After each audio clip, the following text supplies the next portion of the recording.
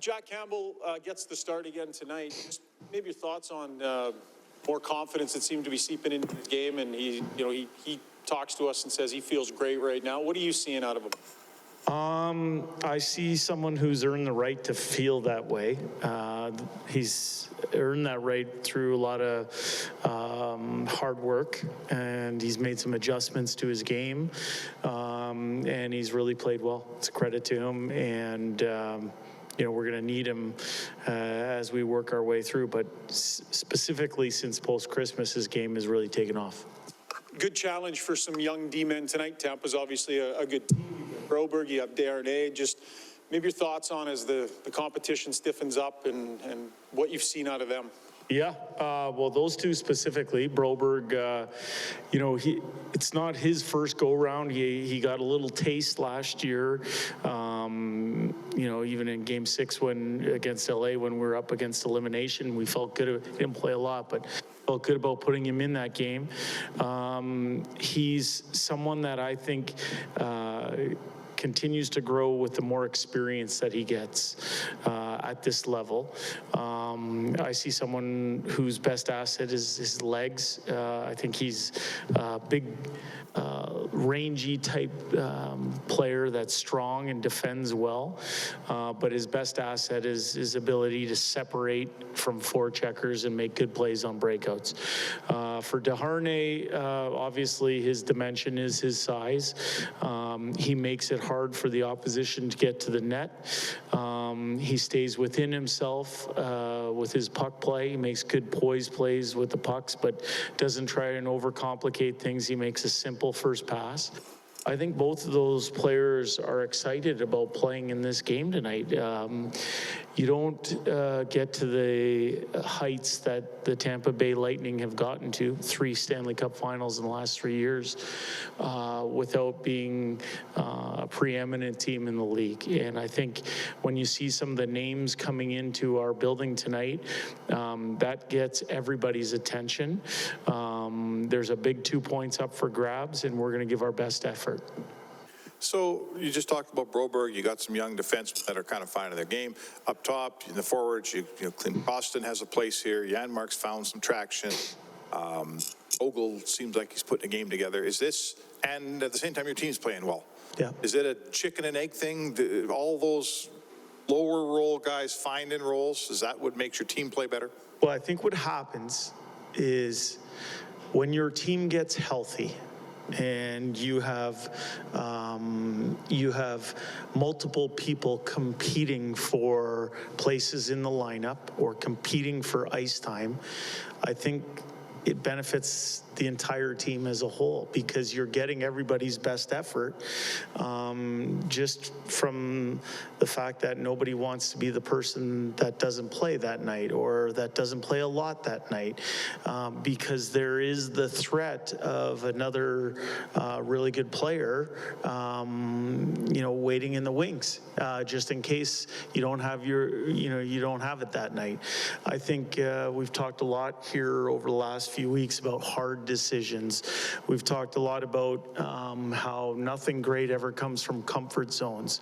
And I think when you have multiple people vying for ice time and jockeying for position up and down the lineup, I think it's to the benefit of the organization and our team as a whole.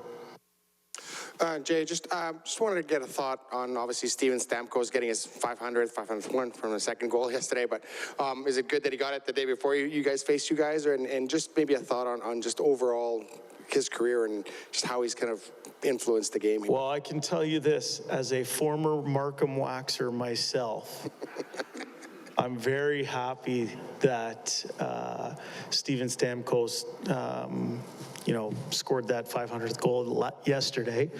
But I mean, his career speaks for itself. He's a 2-time Stanley Cup champion. He's a fixture in the community in Tampa Bay. He's one of the game's best players. His longevity speaks for itself. He's represented our country on numerous occasions. As a former Markham Waxer and Toronto area guy, I'm proud of him. Jay, you mentioned hard decisions for coaches. Does Jesse know why he's been scratched? Yeah, Yeah, probably the biggest reason why, Matty, is because our team has made the decision to go 11-7. And when you do that, one really good forward ends up having to not play. I don't think there's anything specific or egregious. It goes back to when Warren Fogle was sat out, or Derek Ryan was sat out, for that matter. It's not like anyone was doing anything egregious or they cost the team in a certain way. It's that there are sometimes hard decisions to be made. That goes back to making sure our staff is evaluating things in the right way. And in the end, we made the decision that we made last game, just like we did a few weeks ago when Fogle was taken out, just like we did last week in California when Derek Ryan was taken out. And, the team won the game. Also, you mentioned a lot of role players. Jesse's not really had a history of being a role player, so is that part of the equation for a coach? You can fit Janmark and Fogle and Ryan more into a box. This is the way they play. No, I think, what we're trying to do is make the best decisions possible, given the players that we have available to us. As I said, I would go back to, I don't think Jesse's done anything wrong. He helped us win a few really big games there on the road trip. It's just what our staff feels we need on a certain night. Last game we played against Seattle, a divisional opponent, we felt was one of our better games of the year. And, I just keep going back to it. The team won the game. Jay, Oh, sorry, guys. Oh, sorry, Jason. A lot of times, or when a young player comes up from the AHL, there's an adjustment period. It doesn't seem like there has been too much one for Vincent Desharnais. Do you agree? Yeah. And is it maybe because of the simplicity in this game that just allowed him to kind of carry on? Yeah, simplicity for sure, but he's also a little bit older than most players are when they make their NHL debut. He hasn't even played in an NHL exhibition game up to this point because he was injured in training camp. I think he has a clear understanding of the type of player that he is. I think he has an emotional maturity to his game that now his physical maturity has caught up to.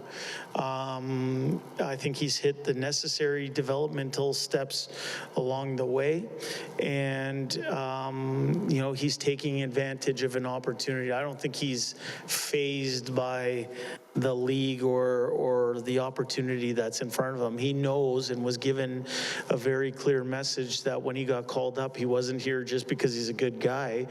We want players to not just make the team, but make the team better. And he clearly got that message. He's comfortable in his own skin, and he showed well so far, but it's a day in, day out business. Jay, you have the best power play. Tampa Bay has the second best. They're really, their power play works a little bit different. They use a lot in the middle. How does that change your approach as a penalty killing team, which has gotten better, excluding the LA game? What do you need to see, and how do you eliminate the seam pass, which Tampa is so good at? Don't take penalties. I think that's the best advice we can give our team. I think in Tampa, we took 4 or 5 that night, and probably more than we wanted to bite off. We had a good night in Tampa in November there, but I think the best thing we can do is make sure that we're not taking any unnecessary stick penalties, especially ones away from our net or away from our end. So we want to make sure we play a disciplined game. In terms of the specifics, I'm not going to outlay them here the morning before the game, but what I would say is you have to have an awareness of where their threats are. And the great thing about their power play is they have 5 threats on the ice at all times. So you want to make sure that you don't get too extended, and you don't want to give up the layups. Good, thanks, guys.